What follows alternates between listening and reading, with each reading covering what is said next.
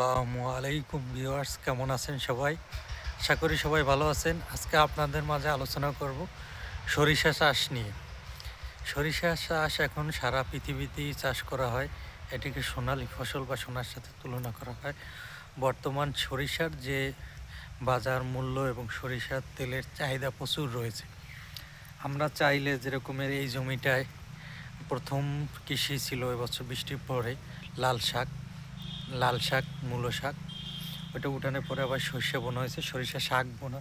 এই জমিতে প্রচুর পরিমাণে ঘন করে সরিষা শাক ছিল। সরিষা শাক তোলার পরে কিছু কিছু ফাঁকা ফাঁকা করে রাখার পরে এখন সরিষা হবে। তো দেখা যায় যে এই 10 কাঠা জমিতে আর না হোক কমপক্ষে 50,000 টাকা সরিষা হবে। প্লাস এখান থেকে শাক বিক্রি হয়েছে, লাল শাক বিক্রি হয়েছে, মূলা শাক বিক্রি হয়েছে, এরপরে আবার সরিষা শাক বিক্রি হয়েছে।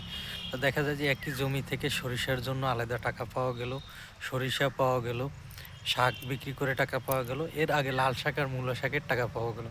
তাই 10 কাঠা জমি থেকে 1 লক্ষ টাকার উপরে ইনকাম। আপনারা চাইলে এরকম মিশ্র আকৃতির শাক প্লাস সরিষার জন্য এরকম চাষাবাদ করতে পারেন। আর সরিষা এখন প্রায় আপনার বাড়ির আশেপাশে সবখানে ঘানি আছে। আপনি যদি ভাঙাতে পারেন তাহলে আপনার বিক্রি করার জন্য আর বাহিরে দোকানে যাওয়া লাগবে না, আপনার বাড়ি থেকেই নিয়ে যাবে। বর্তমান সরিষার এত চাহিদা।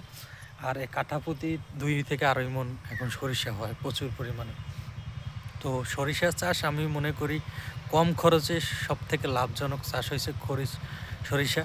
এটি আপনার পারিবারিক চাহিদা, তেলের চাহিদা পূরণ করবে, প্লাস যে এর যে সৌন্দর্য, সুঘ্রাণ, মানে আপনার বাড়ির পরিবেশ বা আঙিনা আপনার সব কিছু পুরো একেবারে মন ভালো করে দেওয়ার মতো।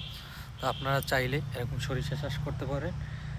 সরিষা চাষে সর্বনিম্ন খরচ, অন্যান্য ফসলের থেকে সরিষার খরচ কম, আমরা সবাই জানি। আমাদের ভিডিওটি ভালো লাগলে অবশ্যই আমাদের চ্যানেলটি সাবস্ক্রাইব করে পাশে থাকবেন। ভালো লাগলে